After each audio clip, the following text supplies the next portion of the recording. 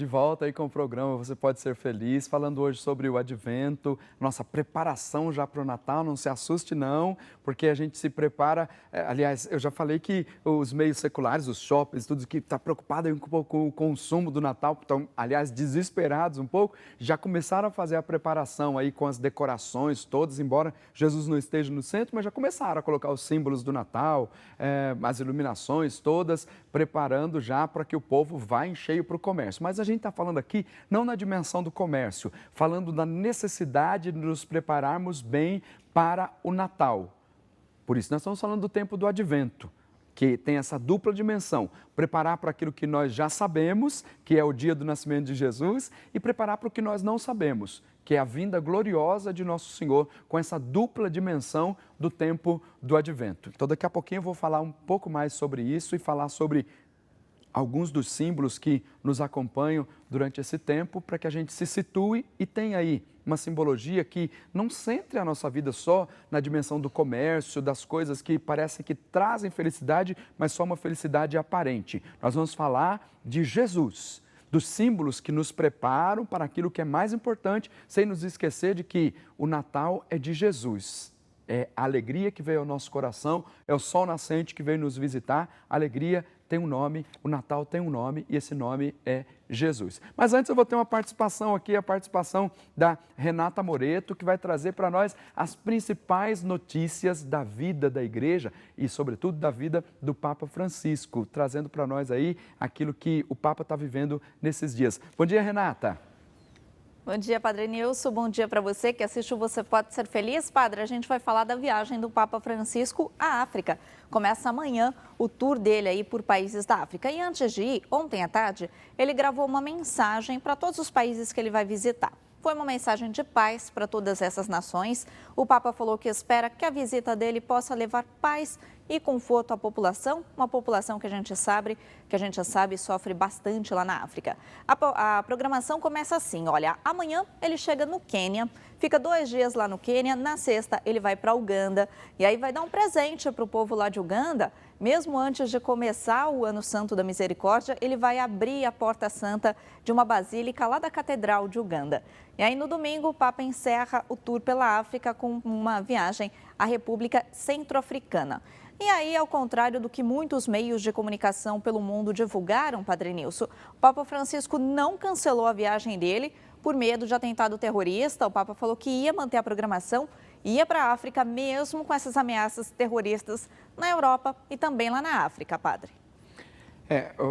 Renata, já há muito tempo que a gente sabe que o Papa Francisco não cancelaria nenhuma das suas atividades, seja qualquer que fosse a ameaça. E nesses dias que depois do atentado em Paris e que muita gente começou a dizer assim que o Vaticano é um dos alvos e a vida do Papa Francisco é um alvo dos atentados terroristas por ter uma dimensão muito representativa da fé cristã do Ocidente, sobretudo o Vaticano e a vida do Papa.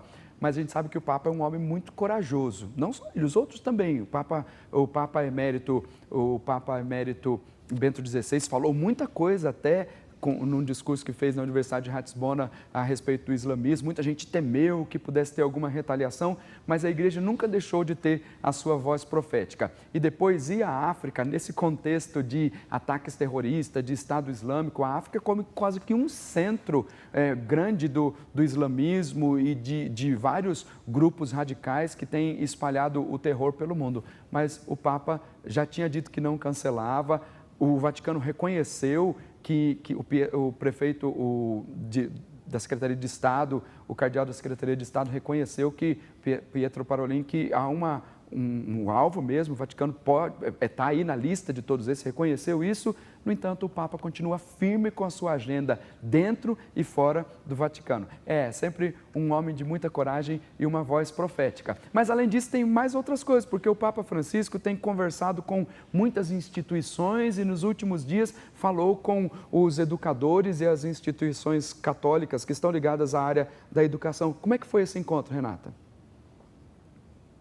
Foi ontem, padre, lá no Vaticano, ele se encontrou com educadores de instituições católicas do mundo todo. Aí eram milhares de pessoas, claro, do mundo inteiro, mas o Papa respondeu pergunta de 4 pessoas, 4 educadores, nesse encontro que aconteceu lá na sala Paulo VI do Vaticano. E aí ele falou sobre como os educadores, os professores, devem ajudar as crianças a entender a vida como um todo e não só na fé cristã, apesar de serem instituições católicas. E aí o Papa foi além, ele denunciou ainda a falta de acesso à educação dos mais necessitados no mundo todo e que todos os países deveriam se preocupar em dar mais educação às crianças, que a educação deveria estar em primeiro lugar em todos os países. E a gente dá todos os detalhes da viagem à África e desse encontro com os educadores, Padre Nilson, daqui a pouquinho no Século News, ao 12h30. Bom dia, bom programa para o senhor. Obrigado, Renata. Obrigado por essas notícias. Eu dizer para você que está em casa que isso aqui foi só para você tomar um gostinho do que vai ter daqui a pouco no Século News. Você vai saber dos detalhes da viagem, vai saber de muitas outras notícias que estão aí na programação especialmente para você. Mas olha só, eu quero fazer um comentário aí dessa última notícia, desse encontro que o Papa teve com os educadores, com as instituições católicas na área da educação do mundo todo, porque existem 2 coisas importantes. Primeiro, que as instituições católicas que estão assim, na área da educação, elas recuperem aquilo que é próprio da educação católica. Esse é o primeiro ponto, porque muitos se acabaram, assim, infelizmente, enveredando por um caminho laicista, que a fé não deve influenciar a vida das pessoas e acabaram ensinando outras coisas. Infelizmente, algumas instituições católicas e o Papa Francisco têm pedido que centre o ensinamento naquilo que é próprio para a educação da vida das crianças, sem esquecer dos valores éticos e morais cuja fonte estão aí no Evangelho. Que não é só um conteúdo espiritual, mas tem um conteúdo ético, um conteúdo de transformação da vida de toda a sociedade. E depois, o segundo ponto importante é que nessa mentalidade laicista, o que é essa ideologia laicista? A ideologia laicista se define como uma ideologia que quer dizer para as pessoas que a fé cristã não deve influenciar a vida da sociedade. É um perigo. Por que eu estou dizendo isso? Porque quando se refere aos adultos, que já estão na vida da igreja, com a dimensão da fé formada, aqueles que têm consciência clara da vida de fé, com esses não conseguem mais mexer. Aqueles que já têm a consciência clara, já está definido, que acredita em Jesus e que quer viver a fé, não, com esses não dá mais para mexer. Onde é que há um investimento, então, para que essas ideias sejam disseminadas? Nas bases da educação, nas escolas. E as escolas católicas não podem, de forma alguma, entrar nessa dimensão do mundo, remar na maré do mundo. Não, tem que remar contra a maré. Então, se o pensamento é esse, a fé cristã não deve influenciar a vida da sociedade, a instituição católica deve caminhar numa outra direção e não pode entrar naqueles conceitos todos que estão querendo implantar na educação, desde a sua base até o ensino fundamental, ou seja, não convence os adultos mais porque já estão formados, aqueles que estão convictos da fé, então vamos tentar por aqueles que estão ainda fragilizados, estão ainda na formação da consciência, estão chegando na idade da razão, então começa desde as bases, desde lá da pré-escola, da pré-escola, do ensino fundamental, tentando lançar ideias que afastem as crianças dos valores fundamentais e criem, então, uma sociedade com uma outra visão, com uma outra dimensão de fé. Isso é um perigo, é o que assustadoramente está entrando aí na vida das nossas escolas, na vida das nossas crianças. Ora, se nós não temos como controlar ou como dizer como é que tem que ser as escolas que são regidas pelo Estado, as escolas católicas, os colégios de freiras, os dos padres, assim por diante, tem que pensar muito bem nos documentos da igreja que falam sobre a educação católica e não deixar que essa ideologia que tenta dominar, que quer colocar as crianças num outro caminho, que não o caminho da verdadeira fé e nem muito menos da ética e moral, bons costumes propostas pelo Evangelho, então é preciso lutar e remar contra a maré. Abrir os olhos para que esses valores não sejam inseridos na vida das crianças. Olha, se tem outras vias para ser inseridos, que essa via não seja a via da instituição católica. Pelo amor de Deus, é o que nós pedimos. Que não seja pela via da instituição católica. Quando começam a aplicar valores contrários à vida, contrários à fé, contrários à doutrina da igreja, contrário à moral e aos bons costumes, que não seja pela via das instituições católicas. Pois bem, estou fazendo só um comentário aqui daquilo que você vai ver com mais profundidade ainda lá no Século News. Só para a gente tomar um gostinho e saber que nós estamos aqui com uma missão, que é de te informar e, sobretudo, educar para uma vida de fé. É assim, nós somos TV Católica para trazer para você os valores fundamentais da fé cristã, para que a fé permeie a vida de toda a sociedade. Com isso, eu preciso te agradecer. Você que é sócio fiel desta obra de evangelização, muito obrigado pela sua doação, muito obrigado por você investir nessa instituição, nessa família que é a Associação do Senhor Jesus, Rede Século XXI. Muito obrigado. Você faz com que a fé seja espalhada pelos ares para tocar os corações. E eu quero agora rezar por você, você que faz esse investimento, você que está aí trabalhando conosco da sua casa, porque quando você investe, você está fazendo com que a palavra chegue nos mais variados cantos desse Brasil. Quando eu falo aqui, quando você vê essas imagens, quando você ouve o som, quando você ouve as pregações, assiste às pregações, é você que está falando, porque você investe nesta obra. Então, eu quero rezar agora por você, por todos os seus, pedindo a graça da libertação, da restauração, pedindo a saúde, pedindo a cura. Vou colocar, então, toda a sua vida, a vida de toda a sua família, diante de Jesus, na intercessão de Nossa Senhora, na intercessão de São José. E eu coloco a vida da Elvira Zanella Levinsky, de Passo Fundo, no Rio Grande do Sul, sobretudo pedindo aqui uma graça especial, porque hoje a Zanella Lavinsky e o Luiz Lavinsky estão completando 54 anos de matrimônio. Louvado seja Deus, é uma alegria dizer isso. Vou até repetir o nome, Elvira Zanella Lavinsky e Luiz Lavinsky, em ação de graças pelos 54 anos de matrimônio. Que Deus abençoe, guarde a sua família, dê muita paz, muita alegria para você e para todos os seus. A Maristela Dias Alves, de São Luís Gonzaga, no Rio Grande do Sul, também participando com a gente, pedindo cura, proteção e libertação e pedindo a graça de um emprego. A Maria Edila Ribeiro Machado, de Parnamirim, no Rio Grande do Norte, participando conosco, de um canto a outro do Brasil, que o povo participando, Rio Grande do Sul, Rio Grande do Norte, muito obrigado. Ela reza aqui em ação de graça por todas as bênçãos recebidas e pede por toda a sua família. Carolina Helena Martins Possebon, de Piracicaba, São Paulo, pedindo por Domingos Possebon e por toda a família. E Danir Maria Gobato Ignoato, de Farroupilha, no Rio Grande do Sul, obrigado pela sua participação. Silvana de Oliveira Santos Vidal, de Ilhabela, São Paulo, pedindo pela saúde de Flávio, Renata, pela filha Fernanda, pedindo por um emprego, apresentando toda a família. A Magnólia Ribeiro Machado, apresentando toda a sua família. A Irene Moraes de Andrade, de Três Corações, Minas Gerais, obrigado pela sua participação. Pompilo José Trindade de Oliveira, de Campinas, São Paulo, muito obrigado, Deus te abençoe. Colocar aqui diante da Sagrada Família toda a sua vida, pedindo a graça da cura, da restauração e da libertação. A Maria das Dores Amaral Silva, de Brasília, no Distrito Federal.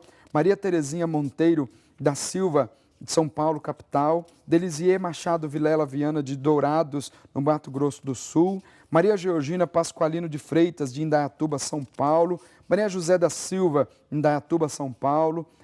Alaide Zamboim, de Vasconcelos, da cidade de Serra Negra, São Paulo. Também a Vânia Maria de Souza, de Jaú, São Paulo, apresentando cada um desses nossos irmãos e irmãs aqui diante da Sagrada Família para pedir uma bênção especial. O Senhor, que conhece todas as coisas, sabe das suas necessidades, e nós oramos agora pedindo essa graça. Senhor Deus Todo-Poderoso, em nome de Jesus, lançai o vosso olhar de bondade e de compaixão sobre cada uma destas famílias, para que a graça da cura, da libertação e da restauração aconteça. Nós te pedimos, ó Deus, em nome de Jesus, cura aqueles que estão passando por cirurgias e que precisam que as tuas mãos poderosas estejam sobre eles, guiando a mão dos médicos. Aqueles que estão pedindo por um emprego, pelos relacionamentos. Eu te peço, Senhor, para que a sua graça não falte. Toca poderosamente a cada um, concedendo a saúde, a libertação. O que é impossível para nós é possível para ti. Que toda a bênção do céu desça sobre cada um desses pedidos. Em nome do Pai, do Filho e do Espírito Santo. Amém. Amém. Sobre a sua vida, você que nos acompanha, que reza conosco, quando nós oramos, nós temos a certeza de que Deus vem em nosso auxílio para nos curar, para nos libertar, para nos restaurar. Então eu peço a Jesus que te abençoe. Você que está desanimado, talvez está na angústia, na depressão, busque a Deus, levanta a sua cabeça, peça a Jesus que te ilumine. Talvez você esteja tomando um remédio, peça a Jesus que abençoe o seu remédio, abençoe o seu tratamento, para que você e toda a sua família, você pessoalmente, seja restaurado. Essa bênção é para a sua restauração. Que pelo poder das mãos ensanguentadas de Jesus, o Senhor Todo-Poderoso te abençoe e te guarde, em nome do Pai, do Filho e do Espírito Santo. Amém. Amém.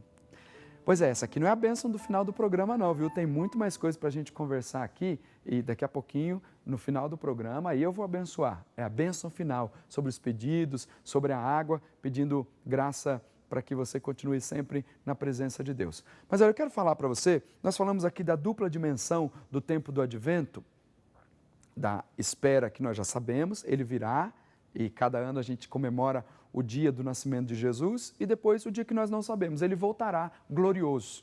Nós não sabemos nem o dia e nem a hora. Mas quando nós falamos de preparação para o Natal, existem alguns símbolos que são especiais nas nossas igrejas e nas nossas casas também. Quando a gente começa a iluminar tudo, as pessoas dizem assim, mas por que tanta iluminação? Porque é para lembrar que Jesus é a luz, é o sol nascente que veio nos visitar. E depois nós acabamos colocando um símbolo esse símbolo é importante, que é o presépio.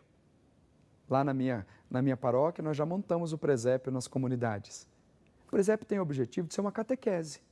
Nós lembramos daquela cena maravilhosa em que Jesus, a bem-aventurada Virgem Maria, São José, Jesus na manjedoura, os reis magos trazendo o presente. Isso é um meio de catequese. As pessoas vão lá diante do presépio, piedosamente rezam.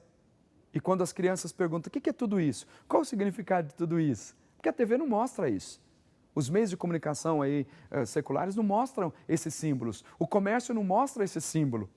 Mostra o que atrai as pessoas para consumir.